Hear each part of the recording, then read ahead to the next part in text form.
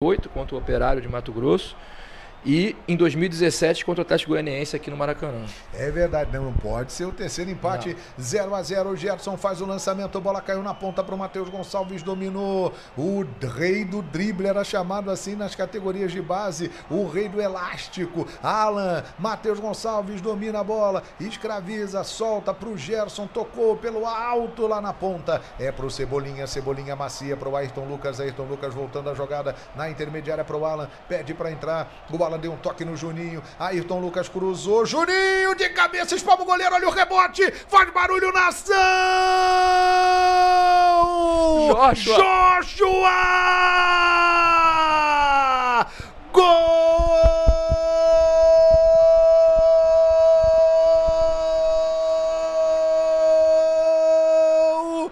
do Flamengo!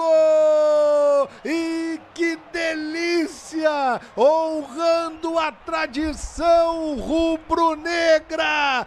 Craque, o Flamengo faz em casa. A cria do Ninho estreia no profissional e faz o gol da vitória do Flamengo. É bonito demais. Que história, que emoção para a maior torcida do mundo. Joshua, que seja o início de uma carreira abençoada, cheia de glórias, de grandes conquistas. Que esse seja o primeiro momento de muitos que nós vamos contar, Joshua. Falando de você, Joshua, cria do Ninho. Arrepia, Mengão, e agora ele leva a tapa de todo mundo, passa pelo trote, mas não tá nem aí. Parabéns, Felipe Luiz, por ter dado chance ao menino, por ter acreditado, e ele marca o gol da vitória, deixando ainda mais especial esse momento. E você aí, agradeça a Deus por ter nascido Flamengo. É muito bom ser Mengão. O Flamengo é uma religião e Joshua começa a fazer a sua história no profissional com o manto sagrado. Eu tô arrepiado, é bom demais. 1-0 pro Flamengo, brocador. E você vê a importância do centroavante, né? O Juninho, que deu uma bela cabeceio no gol. O goleiro faz um milagre no lance dele e acaba sobrando para um menino.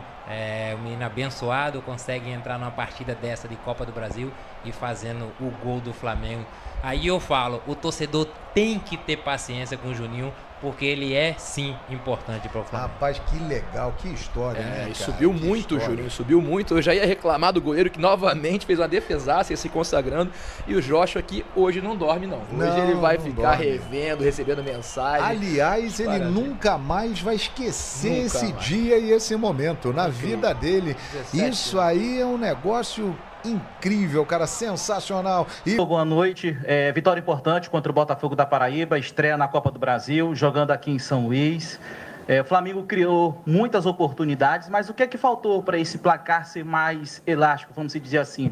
O gramado contribuiu com essa questão, já que é um gramado fofo, pesado, e quem joga aqui normalmente no Castelão sente bastante.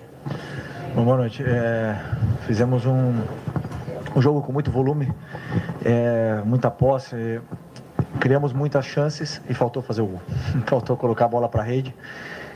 E hoje era um daqueles dias assim que o brilho, né, na frente do goleiro estava apagado. Mas continuar trabalhando, continuar assistindo para poder evoluir nesse aspecto aí que os jogadores sabem, porque eles mesmos são os que mais se cobram e mais ficam doloridos quando erram gols, com uma oportunidade de fazer o que é mais bonito no futebol, que é fazer um gol e comemorar com a torcida quando eles não fazem.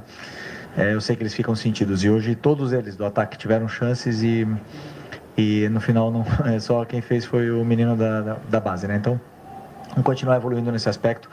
O campo realmente sem palavras, sem condições. Sem condições. Mas prefiro olhar para onde eu controlo, que é a minha equipe, e agora pensar para frente. Felipe, boa noite, parabéns pela vitória. Muita gente fala que deveria ser elástico, enfim, o resultado, mas como você citou, o gramado teve foi um fator importante para atrapalhar o jogo do Flamengo, né? Como pegar esse jogo de hoje e pegar alguma coisa positiva e, sei lá, talvez colocar isso como algo positivo para o decorrer da temporada? Não, hoje temos inúmeras coisas positivas durante o jogo. A estreia como titular do João, não sentiu o jogo, tivemos minutos para jogadores que não vinham jogando tanto, tivemos uma atuação muito sólida, muito importante. Com esse gramado conseguiram criar essas relações, conseguiram criar entre eles. Faltou um pouco de ataque à profundidade, falei isso com eles, faltou a gente atacar mais o espaço, porque era onde a gente podia criar perigo, e um time tão fechado, momentos com uma linha de 5, outra de 4 dentro da própria área, fechado muito por dentro, então realmente os espaços que eles deixavam era mais pelas laterais do campo, e aí tivemos muito boas combinações, e principalmente também o controle das transições, e a fase defensiva foi muito sólida. Então saiu com muitos aspectos positivos do campo e alguns para corrigir. Mas em geral, assim, ver jogadores atuando nesse nível de controle de bola, de domínio, essas relações entre eles nesse gramado, porque o nível desses jogadores são muito alto. Felipe, boa noite, parabéns pela vitória. Vocês estão no meio de uma sequência de viagens muito difíceis, uma logística muito difícil, vira São Luís, depois ia Belo Horizonte, em seguida ia Santiago do Esteiro, e no meio desse processo, jogos também difíceis, Botafogo, Cruzeiro, Central Córdoba, e vocês já nesse primeiro jogo, por mais que tenha uma logística complicada de vir a São Luís, chegar de madrugada, vocês receberam um apoio gigantesco do torcedor daqui do Maranhão, um incentivo desde o aeroporto, ao hotel, a chegada do estádio, e eu queria que você falasse da importância desse apoio do torcedor em meio de uma sequência tão difícil de viagens e de jogos. Não, foi uma festa linda do torcedor aqui. Se eu não me engano, foi a primeira vez que eu vim aqui. Eu não, sinceramente, tentei pensar se eu joguei aqui, mas acho que não tinha nunca vindo para cá. E tem muito flamenguista, né? O que me deixou triste foi a nossa logística foi um desastre. Chegamos muito tarde. Depois, a falta de organização com essa parte dos torcedores e a falta de organização para entrar no hotel nos levou quase 1 hora para a gente chegar no nosso quarto. Então isso foi um quesito que nós temos que melhorar. Nós não podemos deixar isso acontecer. Mas, por outro lado, ver essa festa linda que o torcedor tem feito para a gente e recebido a gente onde a gente vai, quer dizer que eles estão fechados e encantados com o nível de atuação dos jogadores, eles se sentem representados pelos jogadores e lotam o estádio. Isso é o que me deixa feliz, o que me representa como treinador, e me deixa muito orgulhoso de que exista essa comunhão com o torcedor e a nossa equipe. Boa noite, Felipe. Léo José do Coluna do Fla. O Boto disse em alguns momentos que espera o Jorginho antes do Super Mundial. E aí, como você conversa bastante com o Boto, tratam bastante sobre elenco, e agora o Jorginho ele já vai traçando o futuro dele no Arsenal, você, Felipe Luiz, chegou a falar com o Jorginho ultimamente? Já começa a traçar uma equipe já com o Jorginho? Eu não sabia dessa notícia. Falo com o Boto todos os dias, nunca me falou nada disso. O Jorginho não é jogador do Flamengo, é do Arsenal, e portanto não posso falar de jogadores que não pertencem ao Flamengo, né? Mas grande jogador, um grande respeito por ele, e é bom que o Flamengo esteja olhando esse tipo de jogador de alto nível para poder melhorar ainda mais o nosso elenco, mas no momento eu não sei nada. Felipe, boa noite. Thiago Lima aqui do GE. Eu queria que você comentasse um pouquinho sobre o Joshua, o Felipe, que foi seu jogador, né, no Sub-17. O que te chamou a atenção nele? Até para furar a fila do Sub-20, né? De vários jogadores do Sub-20, mas ele veio já para o profissional. E o que te chamou a atenção do período que você treinou ele? Bom, o Joshua era meu camisa 10 no Sub-17. Me emocionei muito, né? Como quando ele fez o gol, assim. Eu acho que para um treinador, poucas coisas que você vai fazer vai te deixar tão realizado como colocar um menino de 17 anos que foi o teu jogador na base, e ele quase praticamente, acho que no segundo toque na bola, ele fazia o gol 1-0, que não é o 3 ou 4-0. Isso me deixa extremamente feliz, né? O que eu vivi hoje com ele me deixou muito emocionado, realmente muito emocionado. Um menino muito especial, era, como eu te falei, é o meu camisa 10 no Sub-17.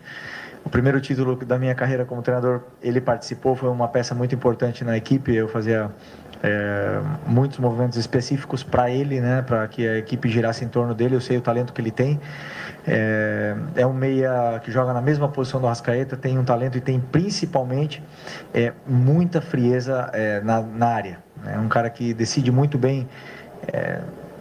Tem as decisões, as tomadas de decisões dele sempre são muito assertivas na área, e um jogador que perde pouco a bola, tem uma visão de jogo muito boa. Então, além do carinho que eu tenho por ele, porque é um menino que entra, você vê o brilho, a energia que ele entra, é positivo sempre, os jogadores adoram ele, encaixa muito bem no grupo, e eu sinto como se tivéssemos contratado um jogador nesse momento. Ganhar um menino de 17 anos que entra sem medo desse jeito é muito especial para mim. Fiquei muito feliz hoje, muito emocionado. Felipe, boa noite. Queria que você falasse um pouco do Michael, que é um jogador extremamente voluntarioso, esforçado, mas que não tem conseguido fazer os gols, que a gente sabe que é importante para a afirmação do atacante. Você poderia falar para a gente nesse sentido? O Micha, realmente, assim, ele na frente do gol, no terço final, no último momento ali, ele está pecando um pouco, né? Aí entra um pouco o que eu falei do brilho, né? Os jogadores de frente, eles passam por essas fases mais goleadoras, menos goleadoras, e eles te dão essa sensação de perigo sempre que chegam ali. Então o Michael está fazendo tudo certo, assim, para a equipe, pressiona, ataca espaço, tem 1 contra 1, se associa bem com os companheiros, faz todos os movimentos, mas o último momento ele está pecando um pouco, né? Então, assim, mas ele é o cara que mais fica no treino depois que acaba o treino, para fazer complemento, para fazer finalização, para fazer esse ajuste que falta, e assim, recuperar um pouco de novo esse brilho, né, que eu falei, porque é um jogador muito importante para mim, para a equipe. É um jogador muito importante, foi titular ano passado comigo na final da Copa do Brasil, foi titular toda a parte final, foi titular da Supercopa, foi titular praticamente todo momento, até ter essa lesão. E sempre que um jogador volta de lesão, ele ainda volta um pouco se encontrando, né? Então, assim, eu acredito que a atuação dele, por não ter feito bem esse último terço, e a torcida que acabou pegando um pouco no pé dele, acaba afetando um pouco a parte mental, mas já estou aqui para não desistir de nenhum jogador, como eu falei para vocês. Eu nunca vou desistir de nenhum deles enquanto eles estiverem aqui, para poder recuperar a melhor versão dele e o brilho que ele tem. Felipe, uma segunda pergunta, já que estamos falando de base também, sobre 2 jogadores do Sub-20 que não têm sido relacionados por você ultimamente. Um é o Wallacian, que vinha entrando com você no Carioca, vinha entrando bem, inclusive. Tem muito torcedor que pergunta, poxa, por que o Wallacian, inclusive, não poderia ter vindo para esse jogo de hoje? E o outro é o Guilherme, que vinha sendo utilizado muito por você, principalmente ano passado, né, na sua reta final, e que também não voltou esse ano. Bem, o Wallace é um jogador também que eu tenho muito carinho, o Guilherme também, adoro esses meninos, adoro todos eles que trabalharam comigo lá, eu tenho uma relação muito especial com eles. O Wallace, quando eu faço a lista da relação para o jogo, eu penso no jogador que vai jogar, na possível troca. Então eu tenho, hoje com a volta do Pedro, com o Juninho, com o Bruno, com o Plata, eu estou coberto nessa posição, né? Eu não, nesse momento eu vejo eles na frente do Wallace, né? Então o Wallace agora precisa continuar fazendo o que ele estava fazendo, que é fazer gols, se destacar no Sub-20 e chamar na minha porta, fazendo dentro do campo. E aí eu sei que eu posso contar com ele, porque é um jogador que tem as características de 9 que eu gosto, né? Então, e aliás tem a relação comigo que é muito boa. O Guilherme também passa por um processo parecido com o do Wallace. Tem outros jogadores, tem o Arrasca, tem o Plata, tem outros jogadores que estão aí.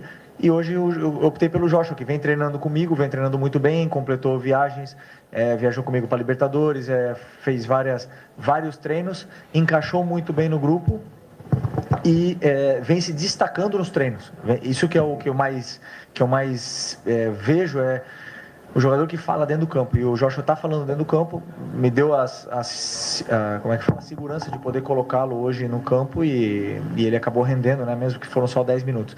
Então é um processo de concorrência muito grande que eles têm, aliás, pelo craque, estrela e ídolo que é o Arrascaeta, que está na frente deles hoje, mas que eles possam se espelhar e poder sempre ser uma opção para mim quando eu precisar. Felipe, boa noite. Rádio Tabajara de João Pessoa. Eu queria te perguntar sobre o adversário, né? Imagino que naturalmente você já está acostumado a enfrentar times com linhas baixas, né? Enfim, que vem por uma bola. O Flamengo teve bastante volume, várias oportunidades. Mas queria uma avaliação tua sobre esse adversário, um time de Série C, um investimento evidentemente muito menor do que é o do Flamengo. A avaliação do adversário e como se portou a tua equipe também diante dessa situação de jogo. Primeiro tempo talvez um pouco o ritmo mais baixo, no segundo vocês conseguiram encontrar o gol.